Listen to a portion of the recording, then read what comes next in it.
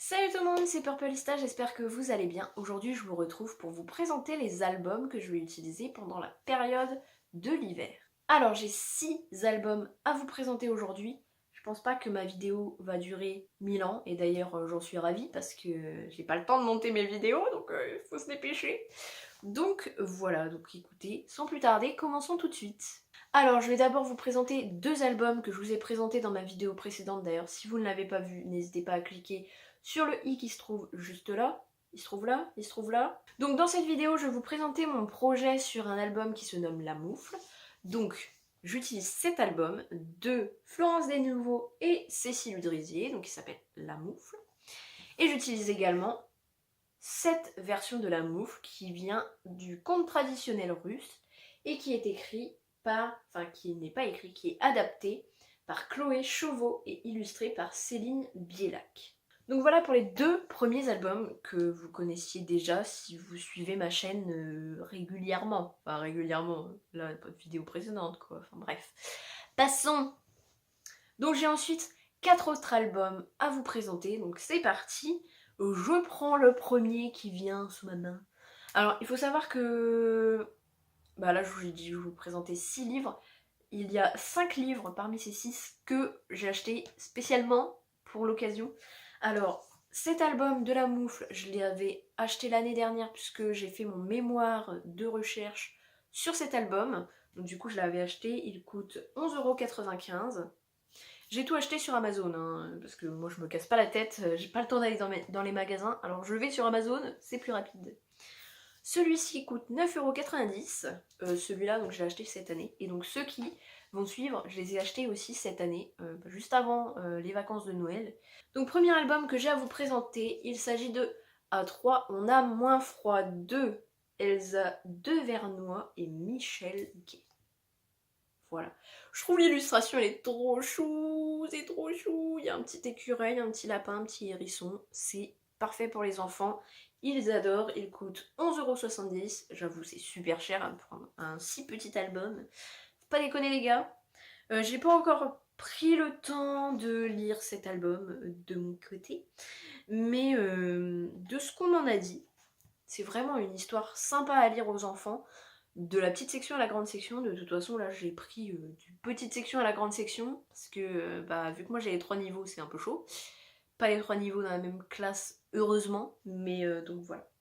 Donc du coup ce petit album, la couverture me disait bien parce que c'est mignon. Donc je me suis dit pourquoi pas tester. Et puis de toute façon, je dois vous avouer que mes petites sections ils kiffent toutes les histoires. Toutes les histoires que je leur lis, ils sont tout le temps émerveillés quand ils me regardent lire une histoire et j'adore. C'est ce qui me pousse à continuer à faire ce métier. Parce que j'adore voir leurs petits yeux là, tout. Bref, tout est merveilleux. Quatrième album que j'ai à vous présenter, il s'agit de celui-ci, juste un petit bout de Émile Jadoul. Voilà. Il a coûté 11,20 € de l'édition Pastel. Alors, l'édition Pastel, je crois que c'est une édition que je kiffe. Alors, c'est pareil, je n'ai pas encore prêté attention à mes albums. Je suis désolée en fait. Je les ai tous achetés, mais je les ai pas lus. Donc, je peux pas vous dire si ça vaut le coup ou pas.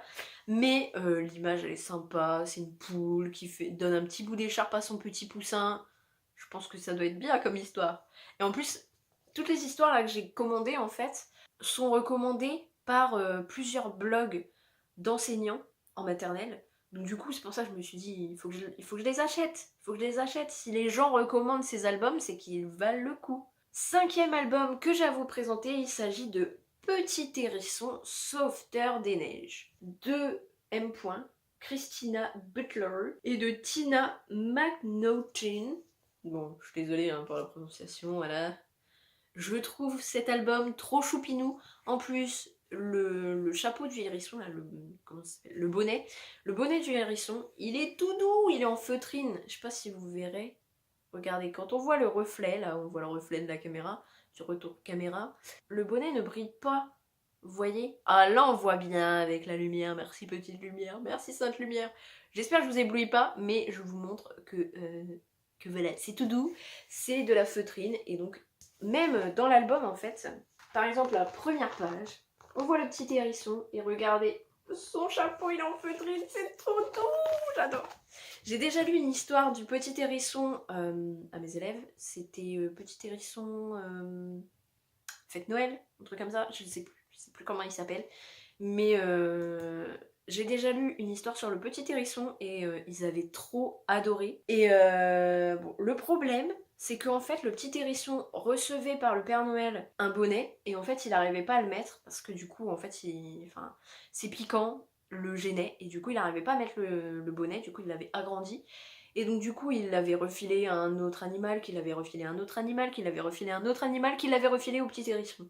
Mais qui était beaucoup trop grand du coup, et du coup, les hérissons pouvaient rentrer entièrement dedans pour se réchauffer. Et du coup, là, je pense qu'ils vont me dire, ouais, mais maîtresse, tu te moques de nous, là. Parce que dans l'histoire d'avant, le petit hérisson, son bonnet, il n'y allait pas. Donc pourquoi maintenant, son bonnet, il lui va?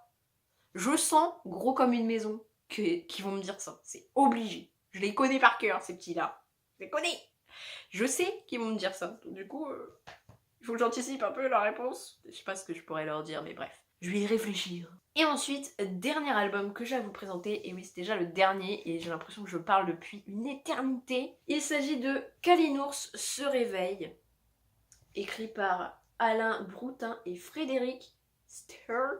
Je sais pas comment ça se lit son nom de famille à ce monsieur-là. À ce monsieur, le deuxième monsieur là. Là. Comment ça se lit ça? Excusez-moi, mais mettez plus de voyelles dans votre nom. C'est aux éditions... Il n'y a pas le nom de l'édition. École des loisirs. Donc voilà.